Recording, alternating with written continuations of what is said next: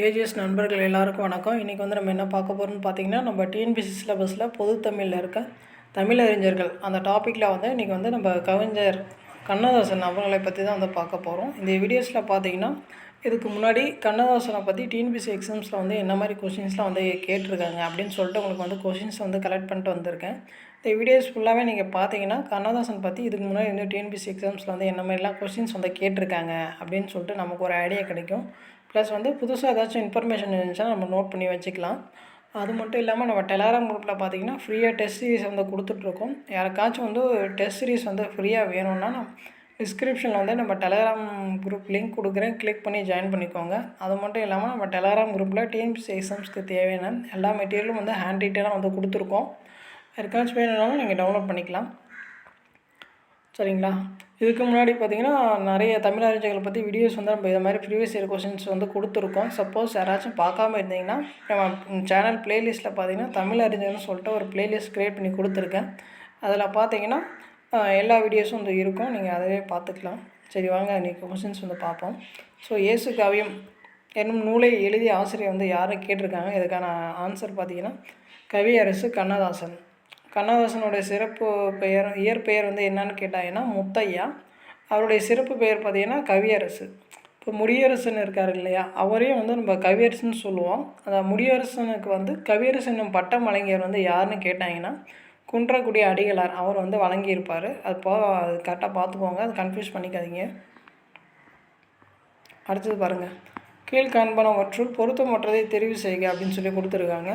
இதில் வந்து தவறாக இருக்கிறது பார்த்திங்கன்னா ஆப்ஷன் சி, நீதிநெறி விளக்கம், கந்தர் கலிவெண்பா, கந்தர் அனுபூதி, முத்துக்குமாரசாமி பிள்ளை தமிழ் ஆகிய நூல்களை குமரகுருபரர் பாடினார்.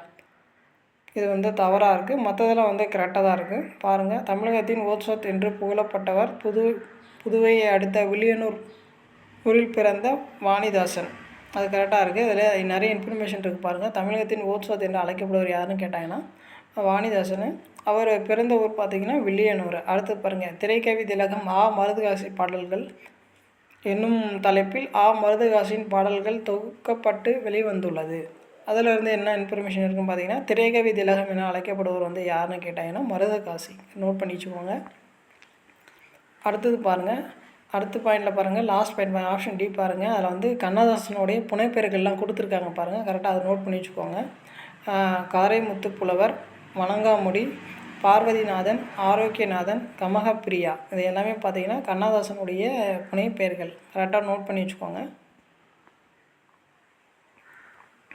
அடுத்த வருஷம் பாருங்கள், கீழ் வருவனவற்றுள் கவிஞர் கண்ணதாசன் இயற்றாத நூல் எது அப்படின்னு கேட்டிருக்காங்க. அதுக்கான ஆன்சர் பார்த்திங்கன்னா ஆப்ஷன் டி, கொய்யாக்கனி. இதுதான் வந்து அவர் இயற்றாத நூல். அவர் இயற்றிய நூல்கள்லாம் பார்த்துக்கோங்க. ஆயிரந்தீவு, அங்கையர்கண்ணி, ராஜதண்டனை, மாங்கனி, இது எல்லாமே பார்த்திங்கன்னா கவிஞர் கண்ணதாசன் அவருடைய படைப்பு தான். அடுத்த வருஷம் பாருங்கள், நதி வெள்ளம் காய்ந்து விட்டால் நதி செய்த குற்றம் இல்லை என்ற திரை இசை பாடலை இயற்றியவர் வந்து யாருன்னு கேட்டிருக்காங்க. இதுக்கான ஆன்சர் பார்த்திங்கன்னா ஆப்ஷன் சி, கண்ணதாசன். கரெக்டாக பார்த்துக்கோங்க. நதி வெள்ளம் காய்ந்து விட்டால் நதி செய்த குற்றம் இல்லை என்ற திரை இசை பாடலை இயற்றியவர் வந்து கண்ணதாசன். அடுத்தது பாருங்கள், கண்ணதாசன் படித்த இனிய நாடகம் என்னன்னு கேட்டிருக்காங்க. அது எல்லாமே வந்து கண்ணதாசனுடைய படிப்பு தான். அதில் வந்து அவருடைய நாடக நூல் வந்து என்னன்னு கேட்டிருக்காங்க, ராசதண்டனை. இந்த ராசதண்டனை வந்து யாருடைய வாழ்க்கை வரலாற்றை பற்றி கூறுதுன்னு கேட்பாங்க. அது பார்த்திங்கன்னா கம்பர், அம்பிகாபதி, இவங்க 2 பேருடைய வாழ்க்கை வரலாற்று தான் வந்து ராசதண்டனை என்ற தலைப்பில் வந்து கவிஞர் கண்ணதாசன் வந்து நாடகமாக வந்து படைச்சிருப்பார். கரெக்டாக பார்த்துக்கோங்க, அது யாருடைய வாழ்க்கை வரலாறுன்னு, கம்பரும் அம்பிகாபதி. அடுத்த வருஷம் பாருங்கள், பொறுத்துக்க கொடுத்துருக்காங்க. இந்த சைடு வந்து நூல்கள் கொடுத்துருக்காங்க, அந்த சைடு வந்து ஆசிரியர் கொடுத்துருக்காங்க. கரெக்டாக மேட்ச் பண்ண சொல்லி கொடுத்துருக்காங்க. கரெக்டாக பாருங்கள். ஃபஸ்ட் பாருங்கள், வீரகாவியம். அது வந்து யாருடைய படிப்புன்னு பார்த்தோம்னா முடியரசன் அவர்களுடைய படிப்பு. அடுத்து வந்து இயேசு காவியம், இது வந்து யாருடைய படிப்புன்னு பார்த்தா கண்ணதாசன். அடுத்து பாருங்கள், ஒளிப்பறவை, அது வந்து யாருடைய படிப்புன்னு கேட்டாங்கன்னா சிற்பி பாலசுப்ரமணியம் அவருடைய படிப்பு. அடுத்தது சகராவை தாண்டாத ஒட்டகங்கள், அது வந்து யாருடைய படிப்புன்னு பார்த்தோன்னா காமராசன் அவர்களுடைய படிப்பு. இதுக்கான ஆன்சர் பார்த்திங்கன்னா 4, 3, 2, 1. அடுத்தது பாருங்கள், திரும்பவும் பொறுத்துக்கு தான் கொடுத்துருக்காங்க பாருங்கள். இந்த சைடு நூல்கள் கொடுத்துருக்காங்க, அந்த சைடு வந்து ஆசிரியர் கொடுத்துருக்காங்க. கரெக்டாக வந்து மேட்ச் பண்ண சொல்லியிருக்காங்க. பூங்கொடி அது வந்து யாருடைய படைப்புன்னு பார்த்தோம்னா முடியரசன் அவர்களுடைய படைப்பு. அடுத்தது பாருங்கள், கொடிமுல்லை அது வந்து யாருடைய படைப்புன்னு பார்த்தோம்னா வாணிதாசன் அவர்களுடைய படைப்பு. அடுத்தது வந்து அட்டனத்தி ஆதிமந்தி அது வந்து யாருடைய படைப்புன்னு பார்த்தோம்னா கண்ணதாசன் அவர்களுடைய படைப்பு. பட்டத்தரசி இது வந்து யாருடைய படைப்புன்னு பார்த்தோம்னா சுரதா அவர்களுடைய படைப்பு. இதுக்கான ஆன்சர் பார்த்திங்கன்னா 3412. எதுக்கு நம்ம ப்ரீவியஸ் இயர் கொஸ்டின்ஸ்லாம் படிக்கணும்னு பார்த்தீங்கன்னா அப்போ தான் வந்து நம்ம படிச்சிருப்போம், ஆனால் எந்த மாதிரிலாம் கொஸ்டின்ஸ் கேட்பாங்கன்னு நமக்கு ஒரு ஐடியாவே இருக்காது. இது பார்த்திங்கன்னா ஓரளவுக்கு உங்களுக்கு வந்து ஓவராலாக ஒரு ரிவிஷன் பண்ண மாதிரி இருக்கும். இப்போது நம்ம தனித்தனியாக இப்போது பாரதியார் பற்றி படிக்கிறோம்னா ஒரே ஸ்டாண்டர்டில் பாரதியார் பற்றி இருக்காது, எல்லா ஸ்டாண்டர்ட்லேயும் இருக்கும். அங்கங்கே கொஞ்சம் கொஞ்சம் படிக்கிற மாதிரி இருக்கும். இப்போ ப்ரீவியஸ் இயர் கொஸ்டின்ஸ் பார்த்தீங்கன்னா ஓரளவுக்கு பாரதியார் பற்றி ஃபுல்லாக படித்த மாதிரி இருக்கும். சரிங்களா? இந்த கொஸ்டினுக்கான ஆன்சர் பார்த்தீங்கன்னா 3412. அடுத்த கொஸ்டின் பாருங்கள், அந்த சைடு புலவர் கொடுத்துருக்காங்க, அந்த சைடு வந்து அவர்களுடைய நூல்கள் வந்து கொடுத்துருக்காங்க. கரெக்டாக வந்து மேட்ச் பண்ண சொல்லியிருக்காங்க. பாருங்கள், கரெக்டாக பாருங்கள். ஃபஸ்ட் பாருங்கள், முடியரசன் அவருடைய படைப்பு என்னென்னு பார்த்தோம்னா காவியப்பாவை. அடுத்து வந்து சச்சிதானந்தன் அவருடைய படைப்பு என்னென்னு பார்த்தோம்னா ஆனந்தத்தேன். கரெக்டாக இந்த நூல்கள்லாம் புதுசாக இருந்துச்சா நோட் பண்ணி வச்சுக்கோங்க. அடுத்தது குமரகுருபரர் அவருடைய படைப்பு என்னென்னு பார்த்தோம்னா சகலகலா வள்ளிமாலை. அடுத்து வந்து கண்ணதாசன் அவருடைய படைப்பு என்னென்னு பார்த்தோம்னா மாங்கனி. இதுக்கான ஆன்சர் பார்த்திங்கன்னா 3142. அடுத்த கொஸ்டின் பாருங்கள், கண்ணதாசன் படைத்த நாடகம் ராசதண்டனை. பாருங்கள், திரும்ப ரிப்பீட் ஆகிருக்கு. கண்ணதாசன் படைத்த நாடகம் வந்து ராசதண்டனை. அடுத்தது சாகித்ய அகாதமி பரிசு பெற்ற கண்ணதாசன் புதினம் வந்து என்னன்னு கேட்டிருக்காங்க. சேரமான் காதலி. கரெக்டாக பாருங்க, சாகித்ய அகாடமி பரிசு பெற்ற கண்ணதாசன் புதினம் சேரமான் காதலி. அடுத்தது நான் நிரந்தரமானவன் அழிவதில்லை எந்த நிலையிலும் எனக்கு மரணமில்லை என கவிதையை பாடியவர் வந்து யாருன்னு கேட்டிருக்காங்க. இதுக்கான ஆன்சர் பார்த்திங்கன்னா ஆப்ஷன் பி கண்ணதாசன். நான் நிரந்தரமானவன் அழிவதில்லை எந்த நிலையிலும் எனக்கு மரணமில்லை என பாடியவர் வந்து கண்ணதாசன். அடுத்த கொஸ்டின் பாருங்கள், சேரமான் காதலி என்னும் புதினத்துக்காக சாகித்ய அகாடமி விருது பெற்ற திரைப்பட கவிஞர் வந்து யாருன்னு கேட்டிருக்காங்க. இதுக்கான ஆன்சர் பார்த்திங்கன்னா ஆப்ஷன் ஏ கண்ணதாசன். அப்படியே மாற்றி கேட்டிருக்காங்க. இதுக்கு முன்னாடி கொஸ்டின்ஸில் வந்து என்ன கேட்டிருந்தாங்கன்னா எந்த புதினத்திற்காக அவர் வாங்கினார் அப்படின்னு கேட்டிருந்தாங்க. இப்போ புதினம் கொடுத்துட்டு எந்த கவிஞர் அது மாதிரி கேட்டிருக்காங்க. அடுத்த கொஸ்டின் பாருங்கள், சரி புனைப்பெயர் கொடுத்துருக்காங்க, அந்த சைடு இந்த இயற்பெயர் கொடுத்துருக்காங்க. கரெக்டாக மேட்ச் பண்ண சொல்லியிருக்காங்க. இதுக்கான கரெக்டான மேட்சிங்க பாருங்கள். ஃபஸ்ட் பாருங்கள், புதுமை பித்தன் அவருடைய இயற்பெயர் என்னென்னு பார்த்தோன்னா சோ விருதாச்சலம். அடுத்து வந்து ஈரோடு தமிழின்பன் அவருடைய இயற்பெயர் என்னென்னு பார்த்தீங்கன்னா ஜெகதீசன். இதெல்லாம் பாருங்கள், இதெல்லாம் புதுசாக இருக்குது, நோட் பண்ணி வச்சுக்கோங்க. ஈரோடு தமிழின்பனோட இயற்பெயர் என்னென்னு கேட்டாங்கன்னா ஜெகதீசன். அடுத்து வாணிதாசன் அவருடைய இயற்பெயர் என்னென்னு கேட்டாங்கன்னா எத்திராஜ். அடுத்து வந்து கண்ணதாசன் அவருடைய இயற்பெயர் என்னென்னு கேட்டாங்கன்னா முத்தையா. இதுக்கான ஆன்சர் பார்த்தீங்கன்னா 4123.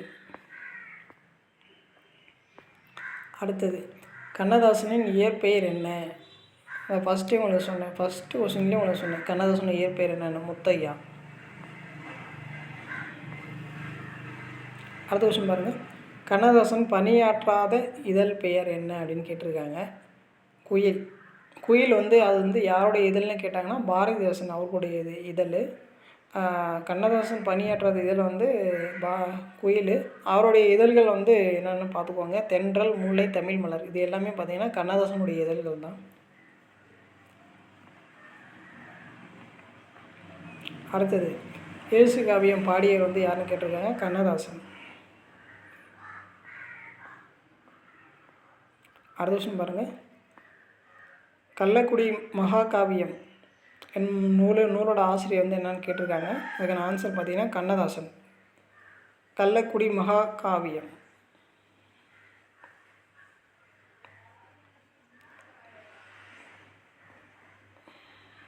அடுத்தது பின்வரும் நூல்களுள் கண்ணதாசன் எழுதாத நூல் வந்து என்னென்னு கேட்டிருக்காங்க. இது வந்து எழுதாத வந்து திருக்கை வழக்கம்.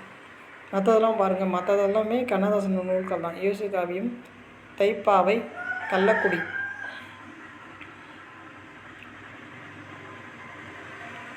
அடுத்தது ராசதண்டனை இந்த நாடகத்தை யார் படித்தார் அப்படின்னு கேட்டிருக்காங்க. கண்ணதாசன். இது ரிப்பீட்டாக கேட்டிருக்காங்க பாருங்கள், கண்ணதாசன். அடுத்தது, பொருந்தாத ஒன்றை தேர்வு செய் அப்படின்னு சொல்லி கொடுத்துருக்காங்க. கண்ணதாசன் பாடல்கள் அல்லாதது வந்து எது அப்படின்னு கேட்டிருக்காங்க.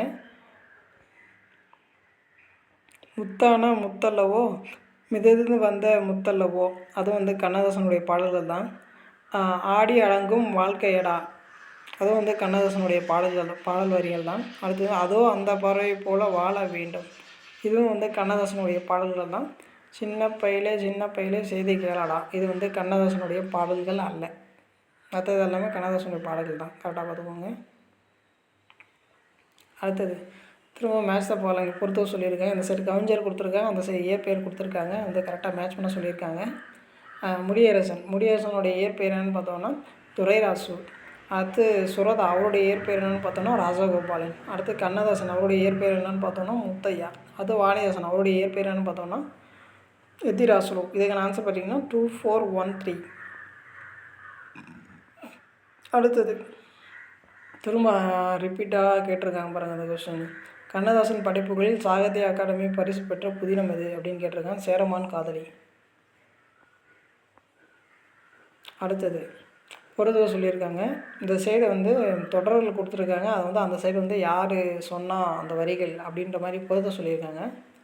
இதன் ஆன்சர் பாருங்கள். எங்கள் பகைவர் எங்கோ மறைந்தார் ஆனால் சொன்னவர் வந்து யாருன்னு கேட்டாங்கன்னா பாரதிதாசன். பாட்டாளி மக்களது பசி தீர வேண்டும் என பாடியவர் வந்து நாமக்கல் கவிஞர். எல்லாரும் எல்லாமும் பெற வேண்டும் என பாடியவர் வந்து கண்ணதாசன். சபைகளிலே தமிழெழுந்து முழங்க வேண்டும் என சொன்னவர் வந்து கவிமணி. இதுக்கான ஆன்சர் பார்த்தீங்கன்னா 4312. அடுத்த கொஸ்டின் பாருங்கள்.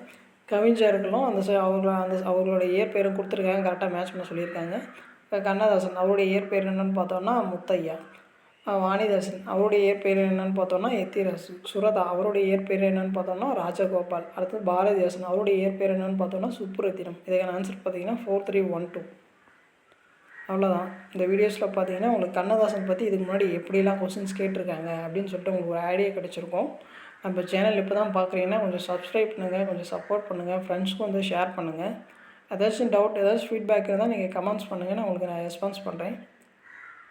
அப்புறம் பார்த்தீங்கன்னா அந்த பிடிஎஃப் வந்து நம்ம டெலகிராம் குரூப்பில் வந்து அப்டேட் பண்ணிடுவோம். நம்ம டெலகிராம் குரூப்பில் ஜாயின் பண்ணி நீங்கள் வந்து டவுன்லோட் பண்ணிக்கலாம்.